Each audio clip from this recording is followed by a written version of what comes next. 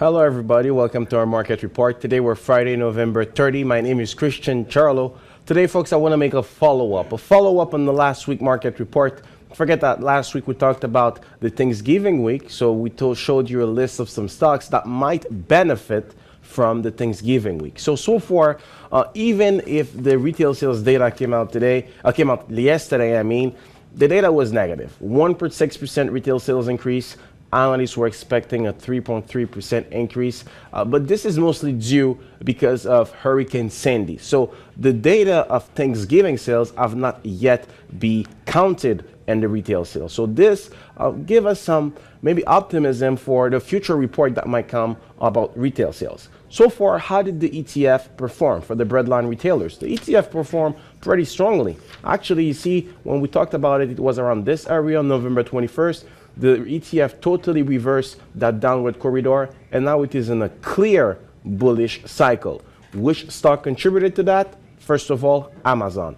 Totally got out of that downward corridor, and Amazon actually is maintaining its bullish cycle. So ever since November 21st to right now, Amazon took 7%. So it's a profit-taking opportunity. Same thing for Costco Wholesale. Totally got out of that triangle formation, also broke that resistance.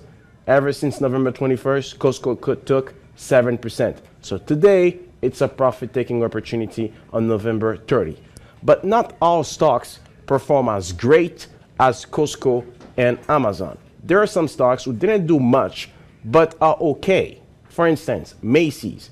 Macys after November 21st, Macys got really up. It actually broke that resistance, which is bounded here, this resistance which has been tested many times. And you see it broke it, but now we got back within that sideways formation, bounded by this support and this resistance.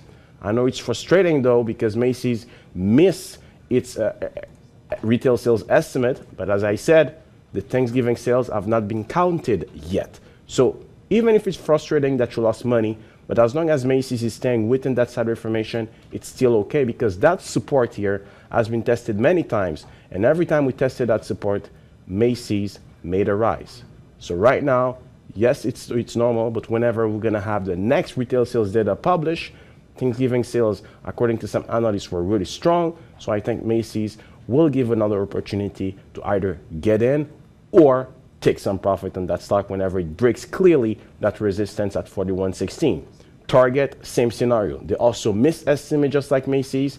They got back within that sideways formation, but as I said, there's no panic because it is staying within that sideways formation. So on the next retail sales, you'll be able to take some profits and positions you acquired around this area on November 21st, 22nd. FedEx.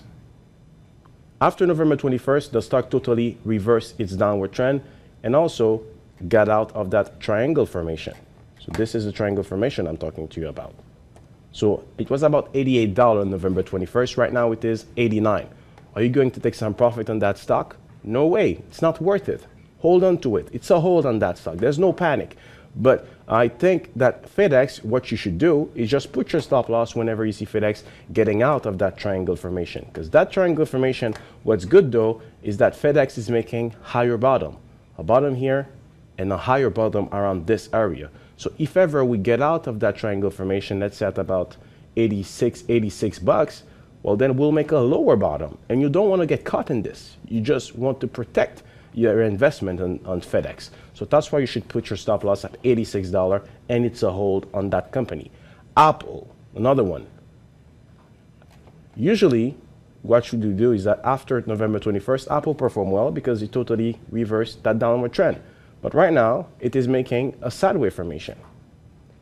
So what are you going to do? Are you going to get out of Apple now at 571.36, which is that support? No. What I would do, I would just wait to see, as long as Apple doesn't break that downward trend and retake its downward trend around this area, around 544, I will just hold on to Apple. Factors that I consider are the launch of the mini iPad and the fact that my iPad tablet is the #1 choice on the shopping list of parents for the holidays.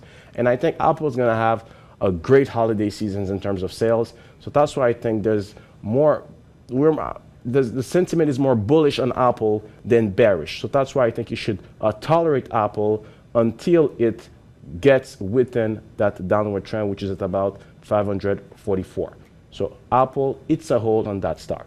So going from Amazon to Costco, profit-taking opportunities, but from Macys to Apple, it's a hold on those positions.